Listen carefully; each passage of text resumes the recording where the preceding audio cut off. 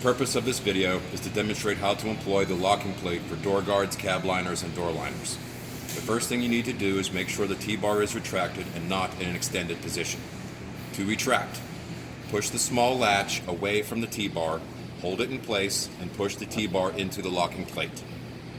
Let go of the latch, allowing it to return to the lock position. Place the panel into position and extend the T-bar by hand until it contacts the opposite panel or floor.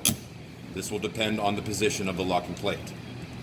The ratchet mechanism will click as the T-bar is extended. Insert the provided ratcheting tool into the locking plate so that the end pin slides into the rectangular opening and the rear pin is in one of the two single holes, making sure it is flat against the panel. Rotate the ratchet tool in the direction away from the T-bar. Listen for 2 clicks. At that point, you should have about 90 pounds of pressure, which is sufficient to hold the paneling in place. To disengage the locking plate for removal of the panel, tension must be removed from the latch. To do so, put the ratchet tool back into the locking plate, flat against the panel, rotate it in the same direction away from the T-bar, and push small latch away from T-bar. The latch will not stay in the unlocked position, so it must be held open. Retract the T-bar by sliding it into the locking plate and let go of the latch. The pressure on the panels is now released, allowing removal.